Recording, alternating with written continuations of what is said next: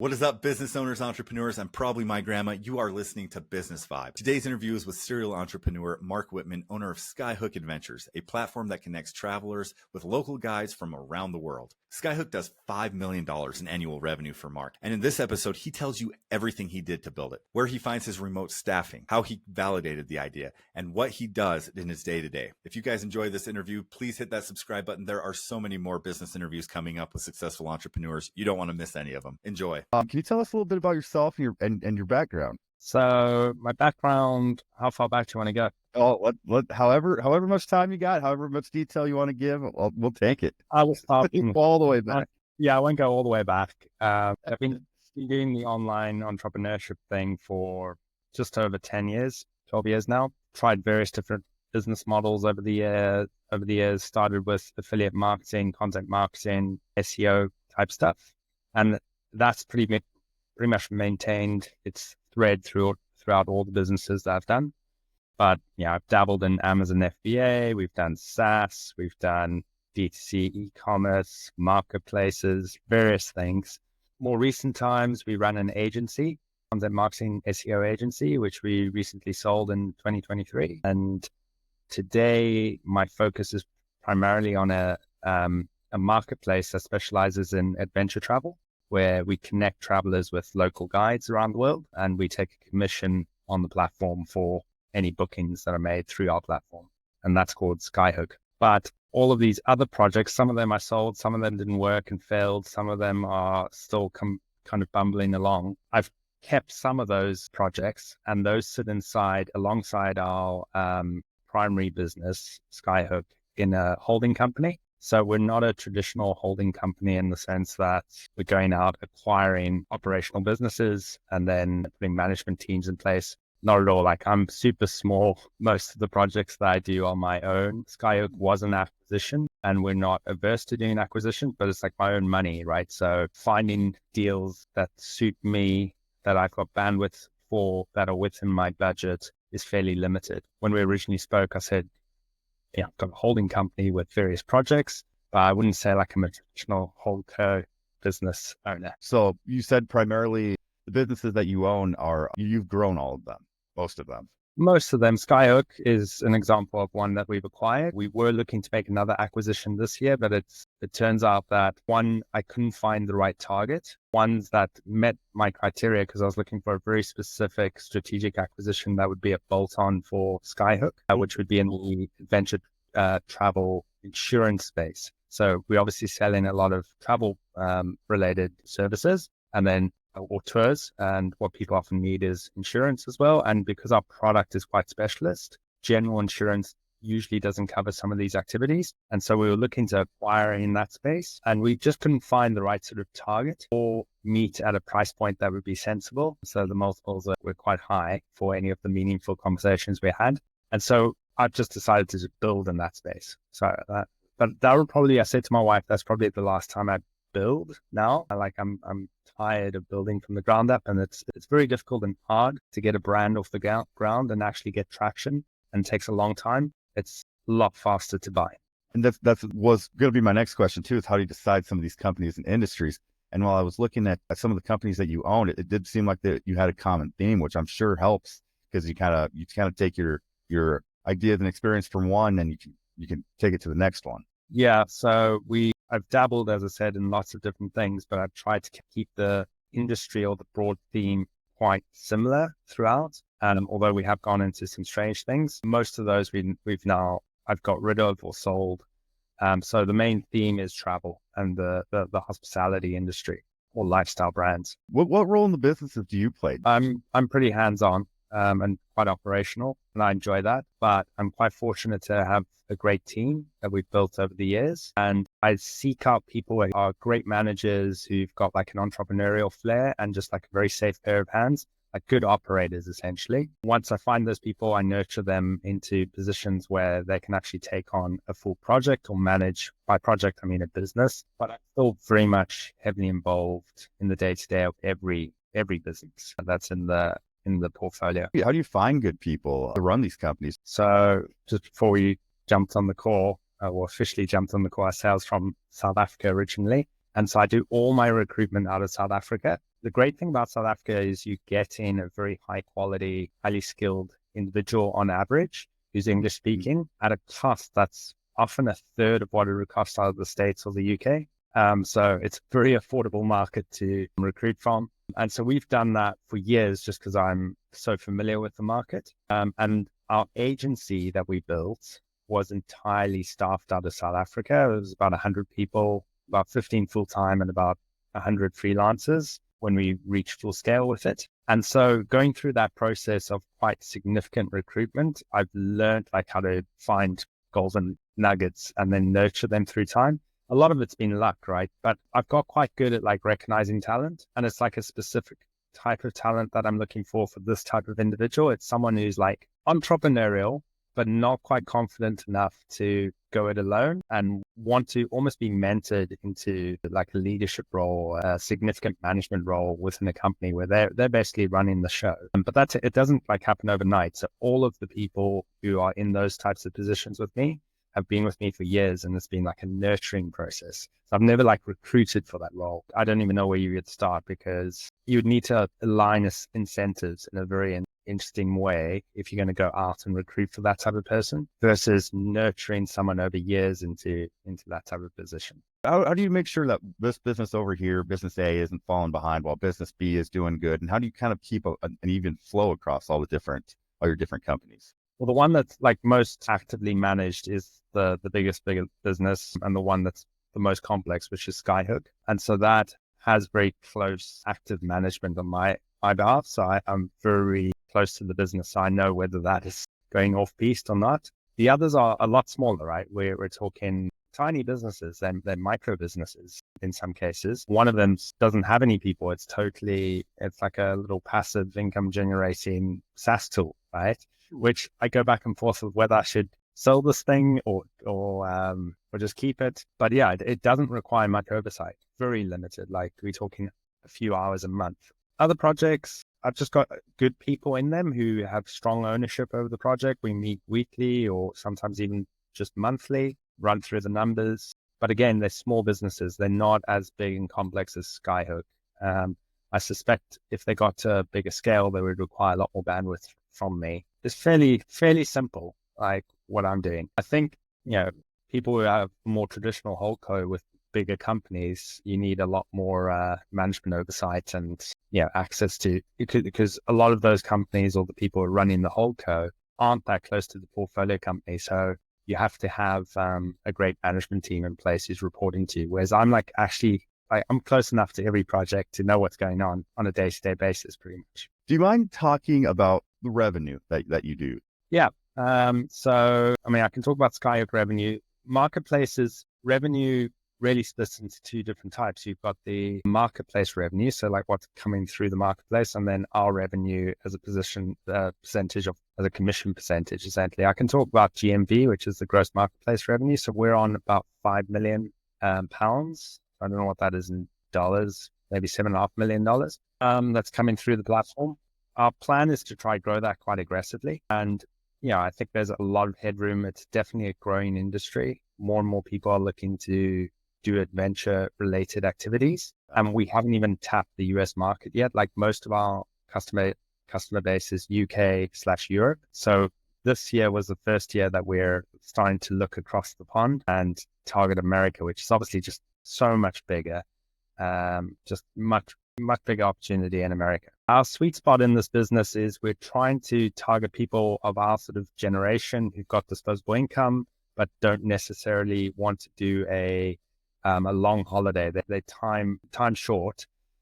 So we do a lot of kind of like 4 to 5 day trips where you don't have to get a lot of leave. You can maybe take a Friday off or a Monday off and do it over the weekend. Those types of trips tend to do very well. So for example, in Europe, we do a kayaking and hiking trip in Norway, which is very, very popular with Brits because it's only 4 days. It's easy to get to Norway. We do another one in Switzerland, Tour de Mont Blanc highlights hike. And so we're trying to do the same in the States, but I'm not very familiar with America and like adventure travel. So we're still trying to work out the product and find the right guides and so on. So kind of moving on to like the growth and expansion, maybe we can focus on Skyhook. What's worked for you as far as like getting customers and retaining customers? At Skyhook, So traditionally the business has been a single channel marketing business, which has been Meta, so advertising on Facebook and Instagram, and still very much relies on that channel for business. But since we took over, which was about just over a year ago, we've broadened our marketing strategy to become probably, I would say, like a three-legged stool so at this point. So we've started advertising pay-per-click for Google as well, but I'd still bundle that into pay-per-click advertising. We've invested heavily in SEO because I've got a strong SEO background. And if you go look at the SEO metrics of this business, it's just exploded since we've taken over. So we're getting a lot of organic traffic now. We've heavily invested in social, like organic social as a channel. I'm not convinced that it's actually converting though, but we do get a lot of eyeballs there. And then we've doubled down on email marketing. About 5,000 people travel with us every year. And so, we've got a relatively large database of customers and then a lot of people who subscribe to our content and so on. So we do a lot of email marketing related activity. And that actually generates a lot of business. Like when you built this, are you seeing, does customer feedback play at all into how you've been building and creating your adventures? In terms of the product development or? Yeah. We haven't actually relied heavily on customer feedback for product development, but it is something that we have started thinking is a great way to generate demand. We are, for example, we've just entered Iceland as a new destination with some trips in Iceland. What I said to the team is when we do this next destination, for example, let's say America, let's reach out to customers and like actually find out what they want, generate demand for a product by asking them, and then go build the product and say, ta-da, here it is. You said you want this, now we've got it. But yeah, historically that hasn't been done and we still haven't actually executed on that strategy. It's been more inbound. Like there are so many local guides around the world who just message us, who want to be on our platform, and then we just assess whether they're a good fit. People would actually prefer that almost because it's like a total new thing that they don't have anything, they have no idea about. And so it's all new. It's like a brand new, beautiful adventure to them. I mean, there's a couple of like competitors in the space, fairly large ones, who we're obviously can see if a trip is doing well on their platforms. And then it's an obvious route just to kind of see what's working there and do something very similar because there's demand there already, like the demand's proven. So yeah, there's a lot of copycat behavior in the industry. Yeah, there's a bit of a risk because the nature of this business is it's a volume-based business, right? Because we're not doing private trips, we're doing group travel, and therefore you get the economies of scale to drive the price down for the customer. But if you can't get enough people onto the group, it's actually loss making for the guide. And so you need to generate sufficient demand for the group to become economically viable for the guide to actually make money on this trip. If he's running at an open group price and he only gets 2 people on it, that's problematic. And so you definitely want to try to run with what you're pretty confident is going to win versus just find something new for fun. So like, as far as your holding company goes, are you looking to build, are there any new sectors or industries that you're kind of looking to grow into and expand? I know you talked already about like the travel insurance type thing. So there's 2 projects we're working on. Both of them are build projects. But as I said, like once these are done, whether they're successful or not, both one's like super new, one's like slightly more established. So I mentioned travel insurance. That's just a natural bolt on because you got 5,000 people buying trips from us. They need travel insurance. We're just going to bolt it on. That product is going to be called Rise and Shield. It's not live yet. We're looking to launch that in October. We're building it currently. You've got to build like a whole quote engine and so on. The project that is live, which I alluded to earlier, which is I'm very experienced with recruiting out of South Africa. The South African proposition to me is just amazing for like small businesses or even like established businesses. Like I don't understand why you would limit your talent pool to your local suburb or your local city when you could look at the globe and like get amazing people from offshore at like a third of the cost. And so we've launched a product for that, which helps Brits and American companies find talent in South Africa. And that's called Source. So that's Source Remote. The proposition there is we can do the recruitment element. And then I don't know if you've heard of this, it's called EOR, which is Employer of Record. So technically, when you're recruiting someone outside of your country and you're doing so on a full-time basis, you are probably breaking like the tax and labor laws of the local country that you're recruiting from, because that person is actually working full-time for you, but not paying employment tax in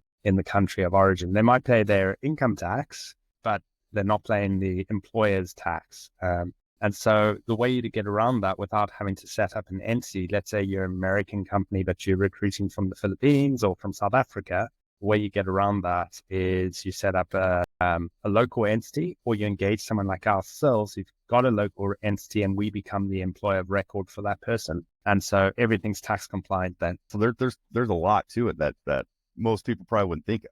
Yeah, I mean, most people, including myself, have historically recruited, say, from South Africa. Our company is not based in South Africa, and we've done so using independent contractor agreements. But ultimately, those people are actually working full time. And this is how most people recruit nowadays. It's not, governments are cashing up on this, right? And so the way to do it properly, without having to go set up an entity in your local market where you're recruiting from, is to use a EOR service. So you might have heard of the company Deal. So Deal provides a solution for that as well globally, but they're very expensive versus using like a local entity like myself. We've got an entity in South Africa. We can do the whole thing for you and recruit that person legally, pay them through our payroll. We're the employer of record, but you're the actual end customer. That's your staff member, essentially. Everybody wants their pound of flesh, all the governments, right? Yeah, especially the American government. Yes, they do. I can vouch for that one. Moving toward personal insights about like entrepreneurship and that. What do you really enjoy about being an entrepreneur and being your own business owner? I enjoy the autonomy. I enjoy being my own boss, and that's probably the main reason why I'm taking this career path. I enjoy being very closely aligned and incentivized to the financial rewards of doing my own thing. And I enjoy and still enjoy the birthing process of a business, the early stage of a business. I would say my strength is from like idea to say $1 million in revenue. I'm like really strong in that. Like that's a unique skill set, and I've done it a few times now, and I love that process. I get bored once the business is at a scale and that it's become more like operational and procedural and there's a system in place. Then I'm like, oh, I'm on to the next thing. I think that are people incredibly strong in that next stage. I'm actually quite weak on that next stage because I literally get bored, I think. But yeah, I think that's why I went down that path. And I used to be like a huge evangelist for people doing the entrepreneur route for their career. But actually, it's got some big downsides as well, I think. It's very hard and challenging with a high degree of failure, and it's not necessarily the greatest path for most people. Yeah, and it's very all-consuming. I think it suits a character who's quite obsessive and like is thinking about their business all the time. And if you're not like that, it's not going to be enjoyable. So I don't think it's actually a route for everyone. I used to think this is the route that everyone should do, and like, don't go to university, like that's a waste of time, just do this. And now I'm much more like, actually, depending on your character traits, this route might work well for you. So you mentioned you have a skill set and got good at gaining that first kind of million. What skill sets are good for that? Do you have? I think it's like some general like business skill sets that are important, like proposition development, product market fit, and like understanding that quickly and aligning the product or the proposition to a market. An ability to very driven and ambitious to keep pushing, because it's very hard. Like to get that first like dollar is difficult. Yeah, I mean, I think the early skills from setup to like $1 million is pretty much all around determination and grit and just like, and moving quickly and a predisposition towards action and like trying things and pivoting and just keeping momentum. I think those are like the important things. There's obviously many other characteristics. Yeah, I would say those are like the primary ones. Like if you're very driven, you'll find a way. Like, I don't think there's any like specific like follow this exact recipe and it will work. But there's definitely like clear principles.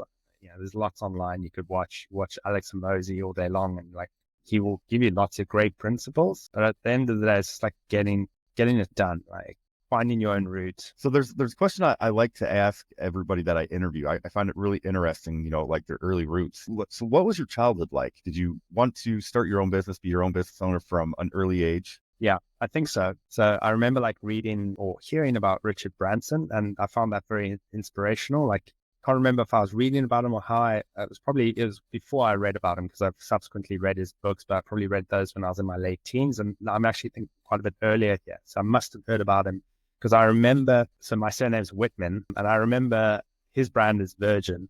And I remember like creating like logos for different types of industries with like my name and so on. So I do remember that's like an early memory of like entrepreneurship or like conceiving doing something in that space.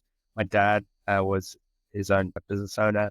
And so I saw what that looked like from a child perspective, and then did some entrepreneurial things in my teens and ran a small business that actually made like decent money and saw the fruits of that. And actually had people working for me. It was quite cool. Like at 16 years old doing that type of thing. So yeah, I think I've always had the entrepreneurial spirit embedded in me. And I knew immediately because the first company I worked for was BP, petroleum company, oil and gas company. And like literally on day one, I just knew this was not for me. Like I just had like a deep revulsion towards working for someone in a big corporate. It just felt terrible. I just knew it wasn't for me. Yeah, I've never had that feeling in entrepreneurship. Had horrible feelings like this is, but not like I cannot do this for the rest of my life type feeling. And I think, 90% of the people I interview have that same answer. And it's so cool to see it's just like a fire in you from early inside. And it's pretty cool. Like business books, I was interested in business. I watch, you probably watch My 5Million. Sean from there talks a lot about, I'm the type of guy like him, I think. I analyze businesses when I'm just like walking past. I'm like, I wonder how this business makes money. And so that's my brain's always doing that. Like, what's the business model? Like, how much do they make? I'm like calculating like back of the envelope stuff all the time. Like, I'm just always in that mode, like quite like my wife thinks it's very shallow and so on, but I like find it very interesting how the economy works. It just it's where my brain goes. We had a contractor come over yesterday, and when I was done talking to him, I came in and I told my wife, I was like, this guy makes pretty good money. He does this like full time. And she looks at me and she goes, you just ask everybody this stuff all the time. Don't I? Just like, it's so freaking interesting. It is interesting. And yeah, I love small business as well. I love like seeing local small businesses or scalable SaaS businesses or whatever. I just love looking at like different business models. I mean, I always used to be of the mind like it needs to be a scalable SaaS, it needs to be global. But then I see like some great local businesses nowadays where I'm like, that is a beautiful business. It's got like no competition, prints cash. Yeah. Oh yeah. It's crazy, isn't it? So coming into like last couple of questions, what advice do you have that you would give somebody who wants to start their own business? Maybe they feel stuck, they don't know where to start, but they kind of have that drive, then they just don't know what first step is. I mean, I would just say like, I speak to a lot of people who I think of that sort of, they have the characteristics you just described. And I think it's like they get stuck at idea and they get stuck about talking about this thing, but never take action. And then the ones that do take action take the wrong sort of action, which is like doing stuff that's not going to get them closer to this business, like building a logo or something like that. Or it should be a predisposition towards action. Like, you've got the idea, just go do it. Like, write down what needs to be done for this thing to come into life. And whatever needs to be done shouldn't take that long to bring it to life, that someone can actually express a commercial interest in this idea. Whether they pay you or not that's a signal in itself. But like, if you can get as close to getting the buy button on whatever it is, and so someone can actually transact with your idea, I think you already learn so much in that process. So yeah, like a predisposition just to take action, like start. Yep. Starting and sticking with it basically for a period of time where you can get sufficient feedback from the market that you've actually got something here. I don't know if that's helpful, but I think, I think it is. I mean, you see, especially like if you read it on Reddit or whatever, there's a lot of analysis paralysis out there. Yeah, I mean, you can spend a lot of time on YouTube getting inspired. There's tons of information. You read tons of books. You can think about your idea. You can tell people about it. A lot of people don't even want to tell people about their idea. I'm like, that is just stupid. Like, you need to birth this thing, like bring it out, like, take it to the market somehow, even in its most simplest form. I think a lot of people also get stuck on it. What needs to be perfect. Can't take it to market. You can take the most basic version of the thing to market to get some feedback. So like, removing hurdles and just doing what needs to be done to get your idea out of your head and into a marketplace where someone can engage with it, and not like your friends or family, but like a stranger to like really give you real feedback or maybe even transact. I like putting buy buttons on things before I even have the product or service. If you're really good at creating the proposition and like expressing what it is that you're trying to to sell, whether it's a product or service, you might as well just put a buy button on it with a price and see if anyone's willing to do that. You can give their money back immediately or just have them on a wait list or something like that. But it's like an expression of interest that someone's interested in this thing that you've created. So yeah, like just start, basically. Get the wheel